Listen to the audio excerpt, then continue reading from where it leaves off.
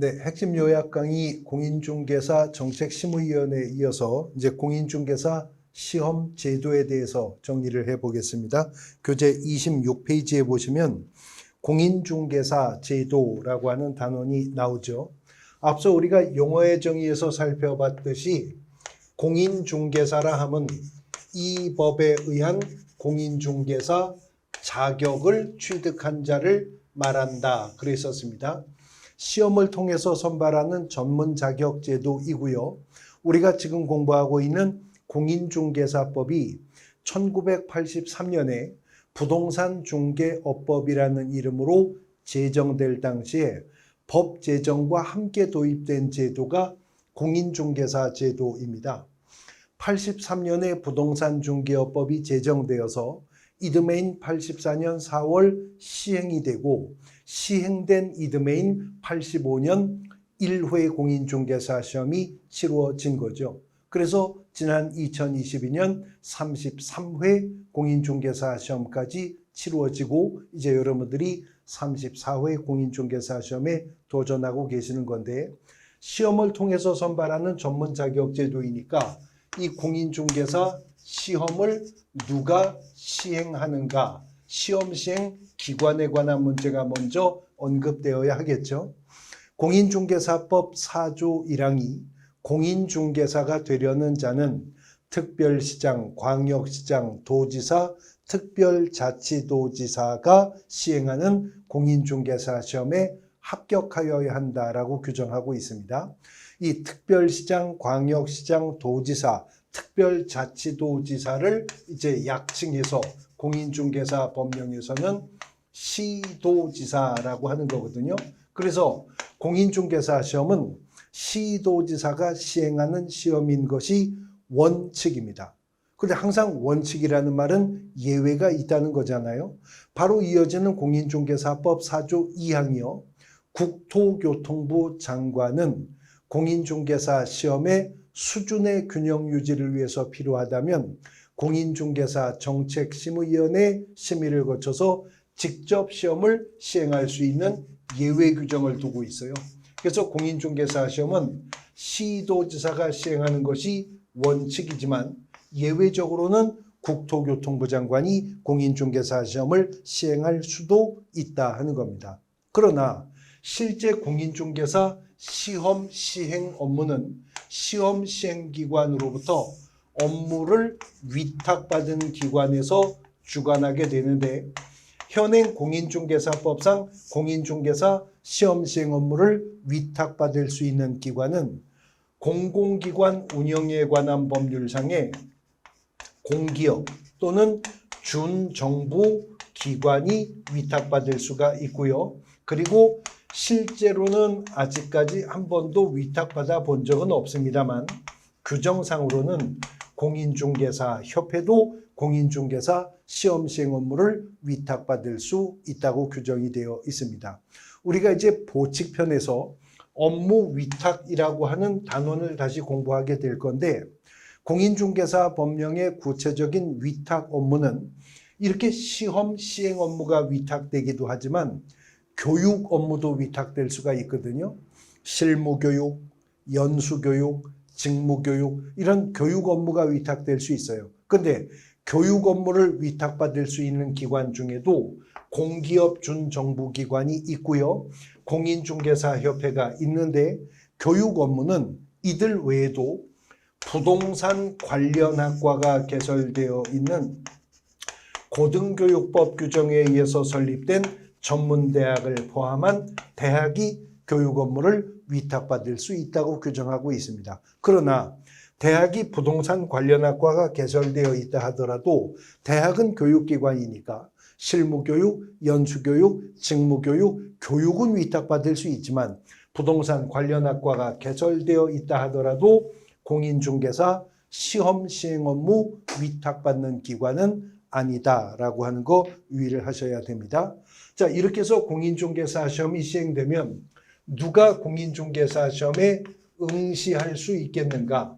응시 자격에 관한 문제인데, 공인중개사 시험의 응시 자격은 원칙은 제한 없음입니다. 국적도요, 성별도요, 연령도요. 민법상 행위능력자일 것조차도 요하지 않습니다. 형사법상의 금고 이상형의 수형자도 공인중개사 시험에 응시할 수가 있어 원칙은 제한이 없는데 단 공인중개사 자격을 취득함에 있어서 제한이 있는 경우가 딱 두 가지가 있어서 공인중개사 자격 취소 처분을 받은 자는 자격 취소 후 3년간은 공인중개사 자격을 재취득할 수가 없는 것이고요. 공인중개사 시험에서 부정행위가 적발되면 시험은 무효 처리가 되겠죠. 그 무효 처분일로부터 5년이 경과하지 아니한 자는 공인중개사 시험에 응시할 수가 없다는 거죠.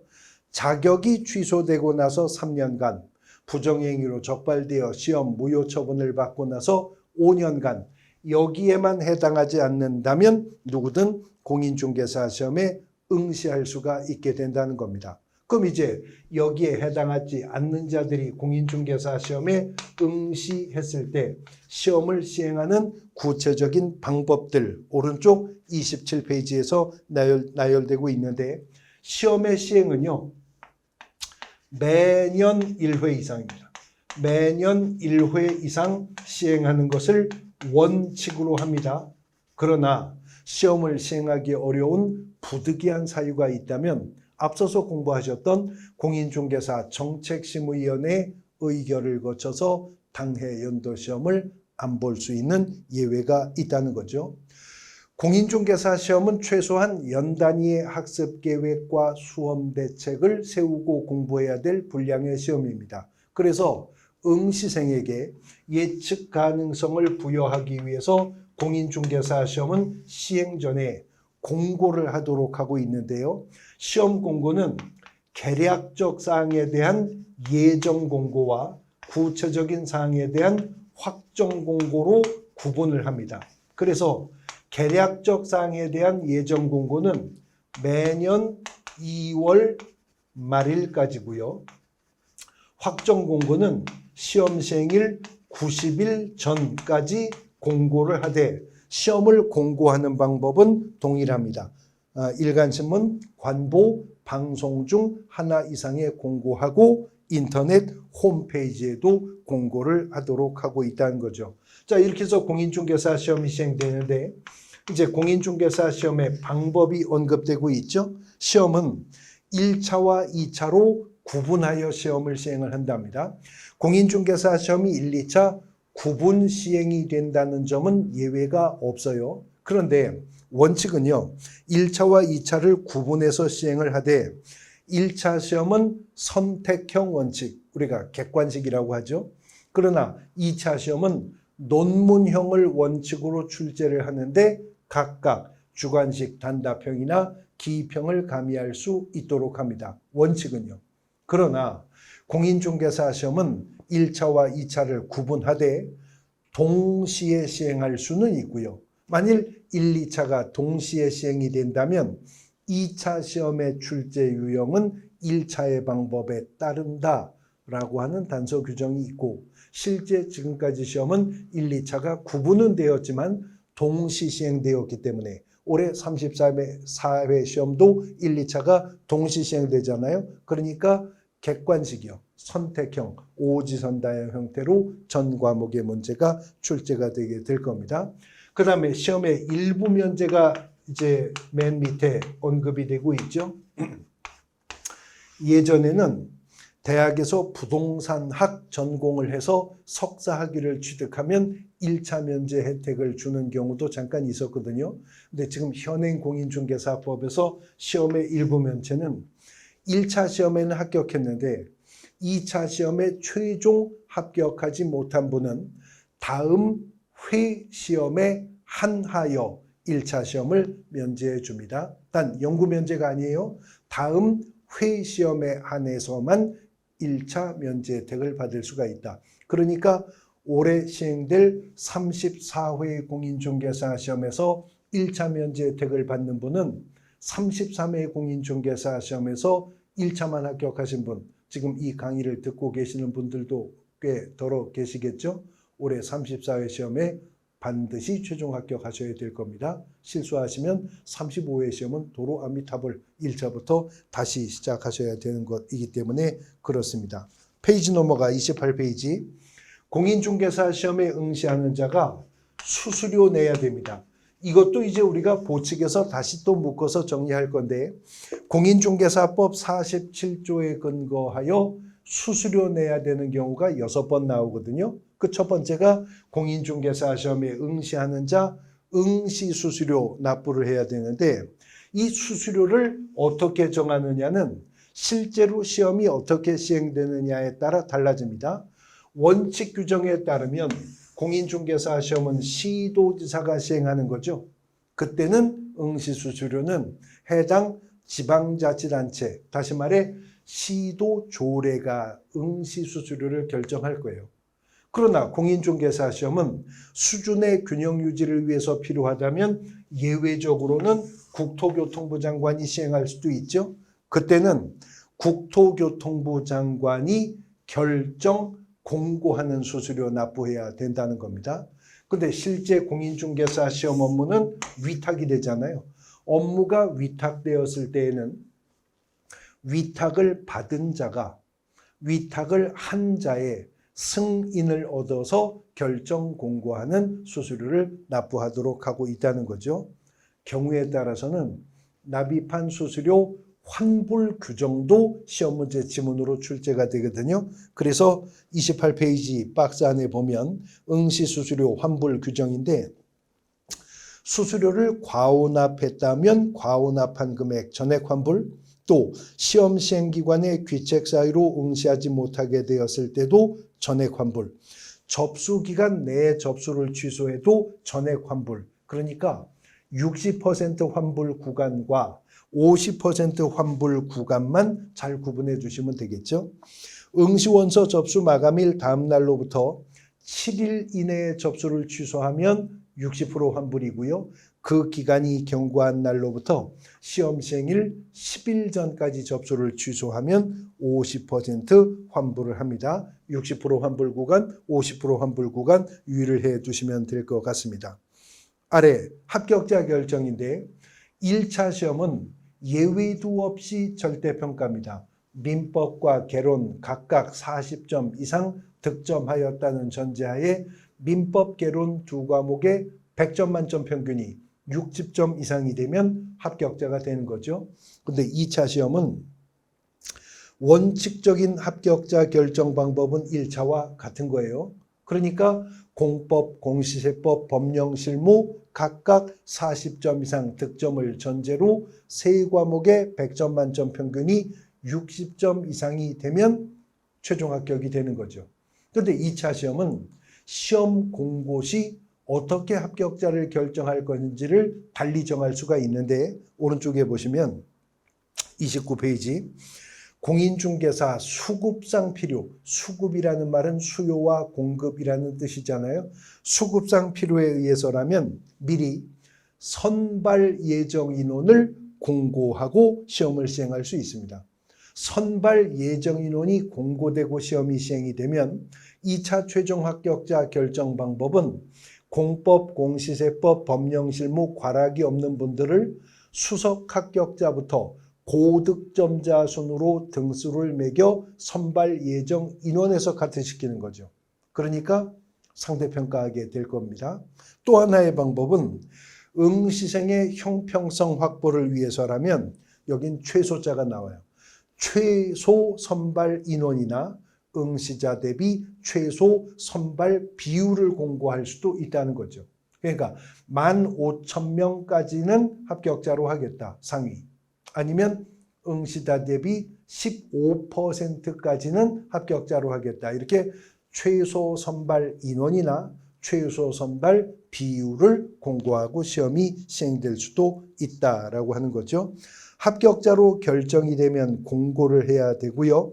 합격자 결정 공고일로부터 1개월 이내에 시도자는 공인중개사 자격증을 교부하여야 합니다.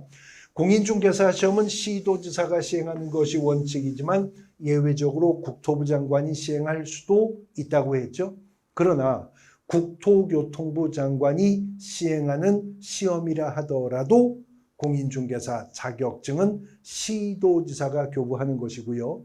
이제 그 자격증을 교부한 시도지사만이 자격 취소나 자격 정지 처분 권한을 갖게 될 것이다.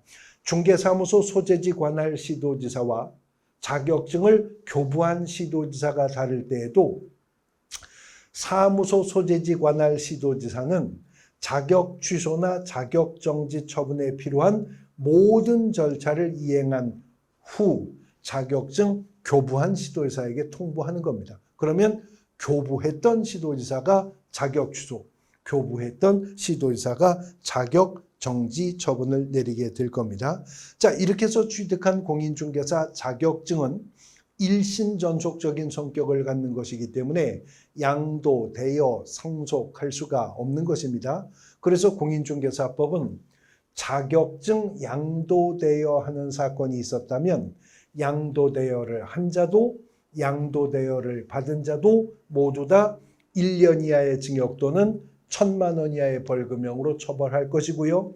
자격증 양도대여 등을 한 공인중개사는 자격 취소 사유입니다. 시도지사는 자격을 취소하여야 할 겁니다. 그리고 공인중개사가 아닌 자는 공인중개사라는 명칭은 물론이고 30페이지인데요. 이와 유사한 명칭조차도 즉 비스무리한 명칭조차도 사용하여서는 아니 된다라고 하는 거죠. 오른쪽 31페이지에 보시면 여러분들이 목표 세우신 공인중개사 자격증 법정서식이 보이시죠?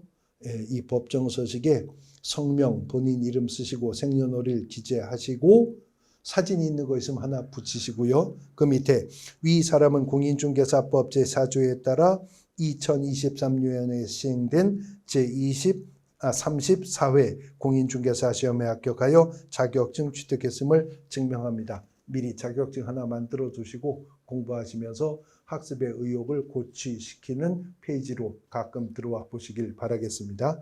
자, 이제 등록으로 넘어갑니다.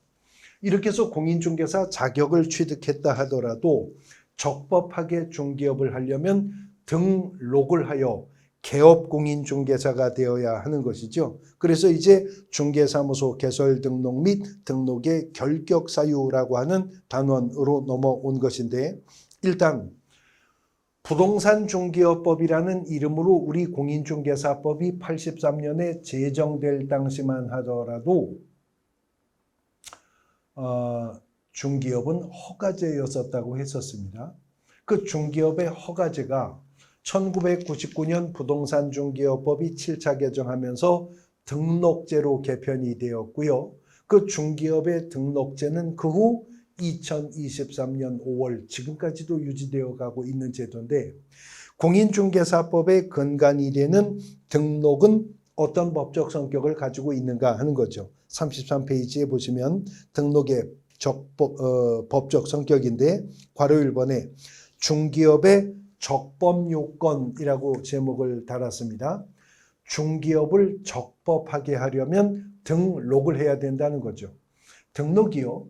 중개업을 적법하게 행하기 위한 요건이 되기 때문에 등록을 하지 않고 중개업을 하는 자나 거짓 그 밖에 부정한 방법으로 등록을 한 자는 공인중개사법이 규정하고 있는 가장 무거운 형벌 3년 이하의 징역 또는 3천만 원 이하의 벌금형으로 처벌하는 겁니다. 이렇게 무등록 중개업자, 부정등록자를 처벌할 수 있는 법적 근거는 등록이 중개업을 적법하게 행하기 위한 요건이기 때문입니다.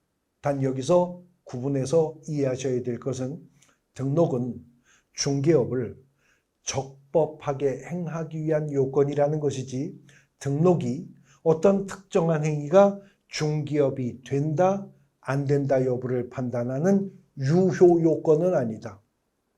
등록이 중개업이 되기 위한 효력 요건은 아니다. 그 말입니다. 그러니까 등록을 했든 안 했든 다른 사람의 의뢰에 의해서 일정한 보수를 받고 중개를 업으로 행했으면 그 자는 중개업을 한 겁니다. 유효한 중개업을 한 겁니다. 그러나 이것이 적법했으려면 등록이 먼저 되어 있어야 한다는 거죠. 두 번째 괄호 1번에 대인적 일신전속성이라고 표현되어 있죠. 등록의 대상이 대인, 사람이라는 겁니다. 그런데 그 등록은 일신전속하기 때문에 양도하거나 대여하거나 상속할 수 없다. 이전성이 없다라고 하는 거죠. 등록이 대인적인 처분인데 일신전속하기 때문에 등록한 개업공인중개사가 개인일 경우에 사망하면, 법인일 경우 해산하면 그 즉시 등록의 효력은 소멸하는 것입니다. 또 등록이 일신전속적인 성격을 갖기 때문에 공인중개사법이 등록증, 양도대여 등을 금지하고 처벌을 하게 되는 것이죠. 그 다음에 기속행위성이라고 하는 것은 행정관청의 행정행위의 성격이 재량권이 인정되는 것이 아니다.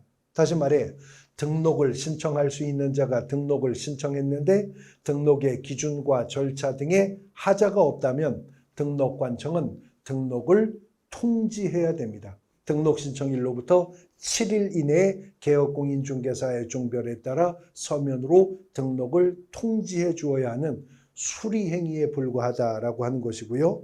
마지막으로 영속성이라고 하는 것은 물론 일신전속적 범위 내에서 영속한다는 건데 한 번 등록하여 개업공인중개사가 되었다면 등록은 갱신의 절차 필요 없이 개인이라면 죽을 때까지, 법인이라면 해산할 때까지 등록의 효력은 법령 위반으로 등록 취소를 받거나 스스로 폐업 신고하지 않는 한 등록의 효력은 영속되어 유지가 되어 갈 것이다 라고 하는 거죠.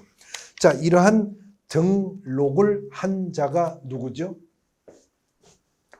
개업공인중개사라고 용어의 정의에서 공부했죠. 그런데 우리 공인중개사법상 개업공인중개사의 종별이요, 법인인 개업공인중개사가 있고 공인중개사인 개업공인중개사가 있고 부칙상의 개업공인중개사가 있었잖아요. 그런데 부칙상의 개업공인중개사라고 하는 건 새롭게 될 수 있는 게 아니었었죠.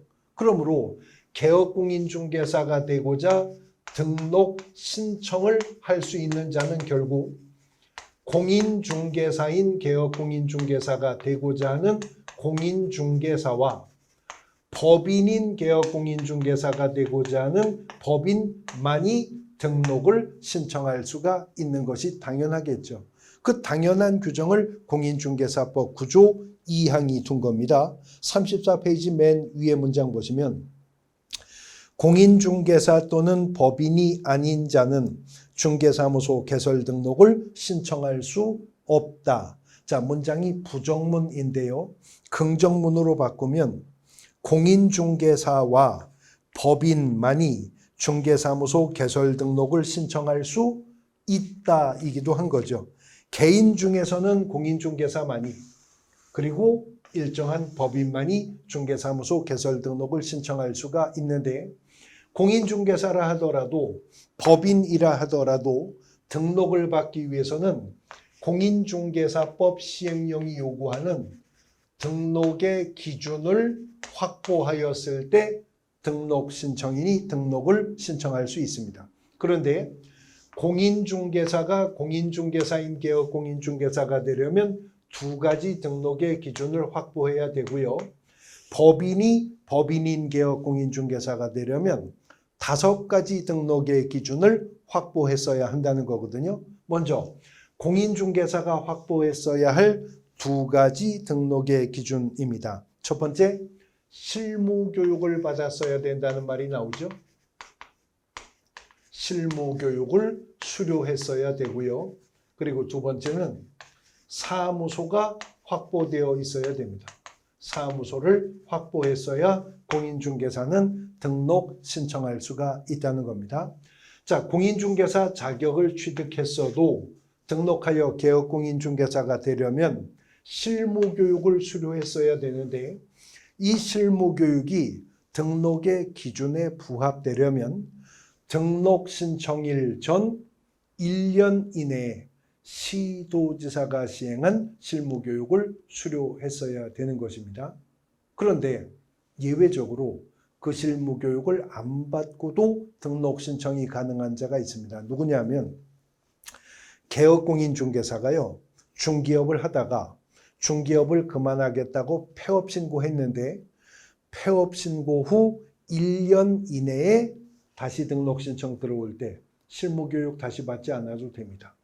또 소속 공인중개사였는데 고용관계 종료 신고 후 1년 이내에 중개사무소 개설 등록 신청 들어온다면 그때는 실무교육을 안 받아도 되는 예외가 인정이 되는 겁니다.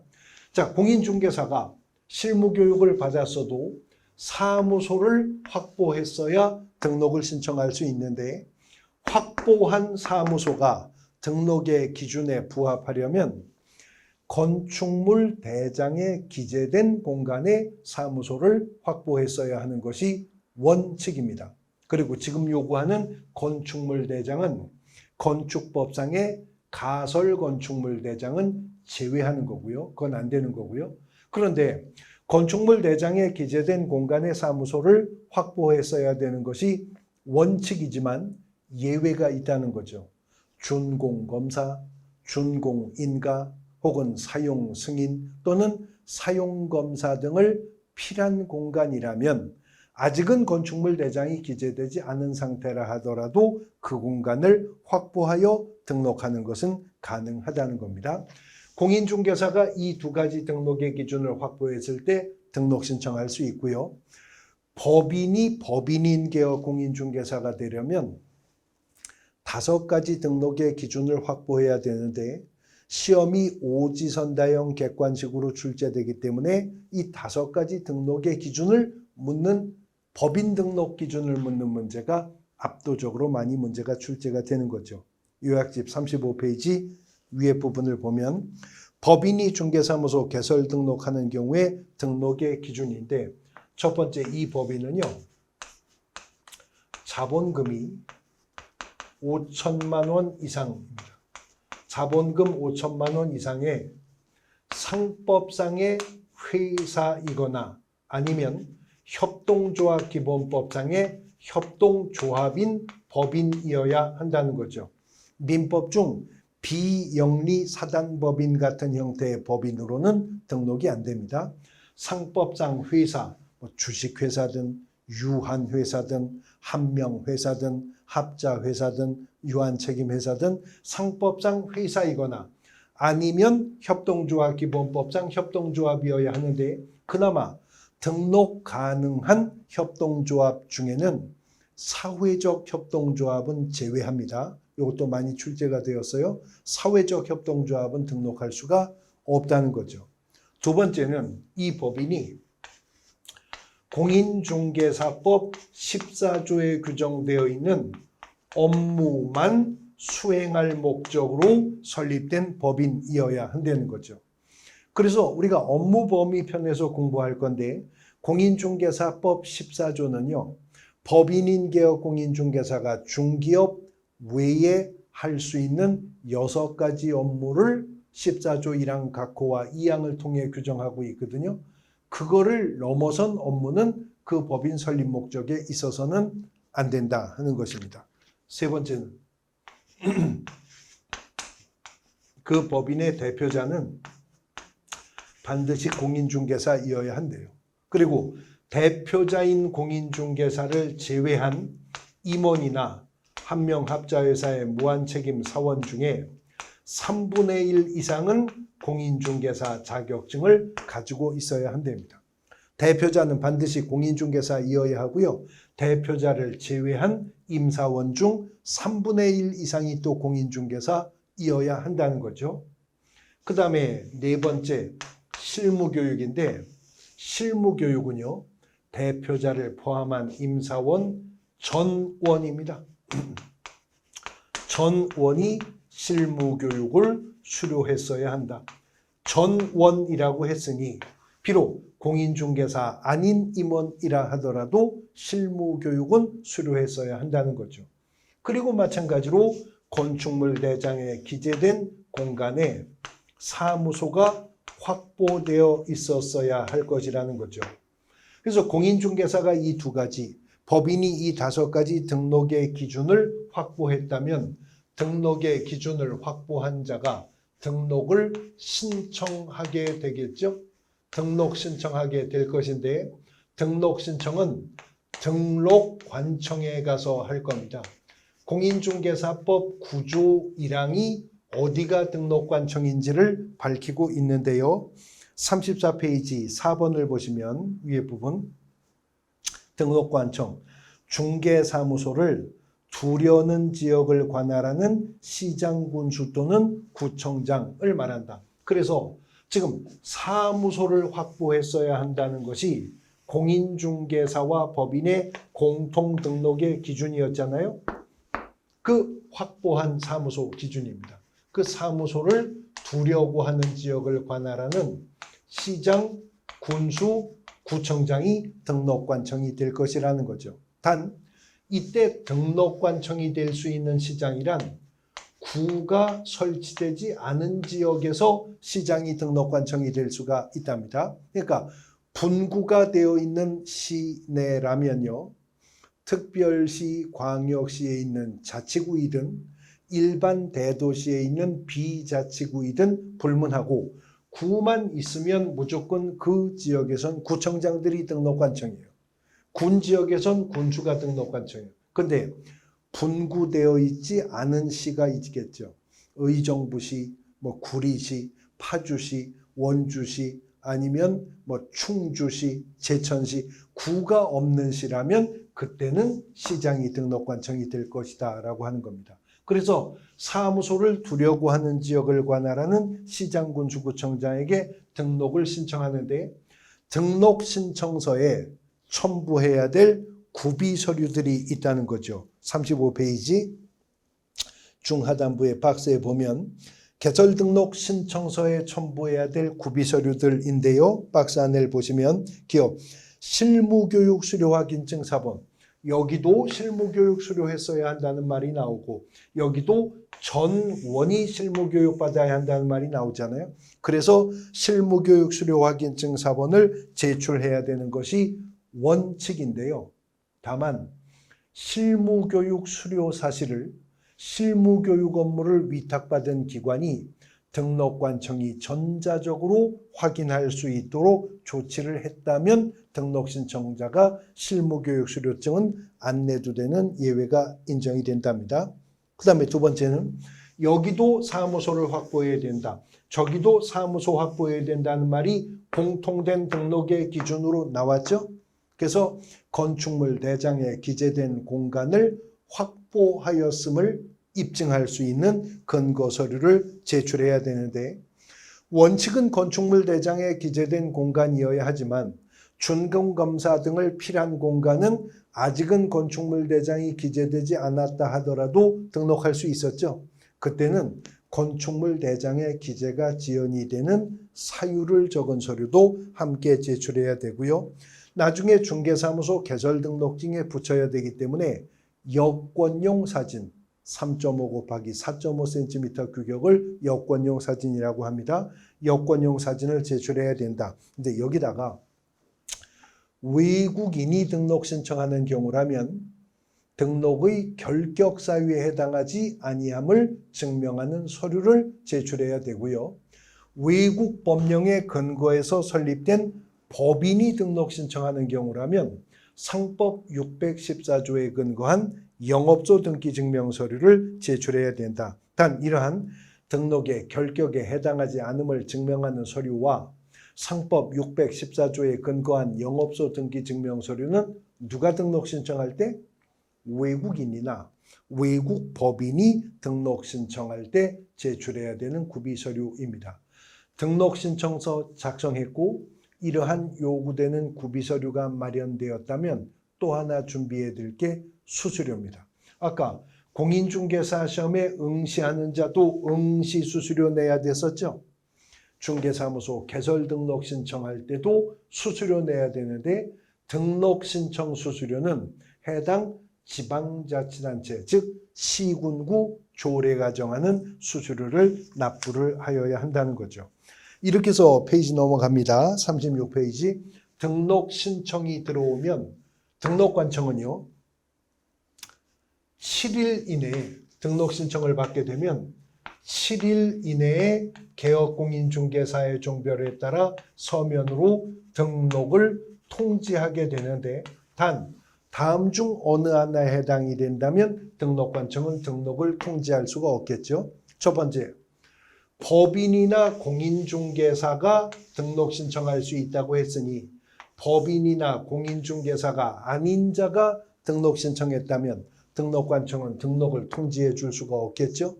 두 번째는 법인이나 공인중개사가 등록을 신청했다 하더라도 등록의 기준이 부합되어 있지 않은 자라면 등록을 통지할 수가 없겠죠.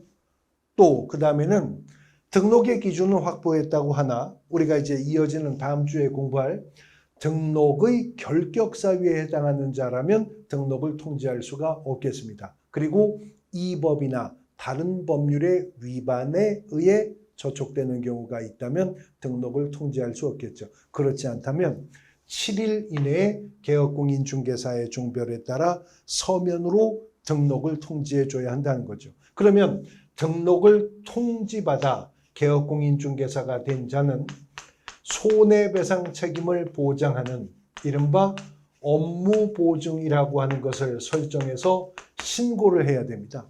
그러면 보증 설정을 신고받은 등록관청은 보증 설정 사실이 확인되었을 때 비로소 등록증이라고 하는 것을 교부해 주는 거예요.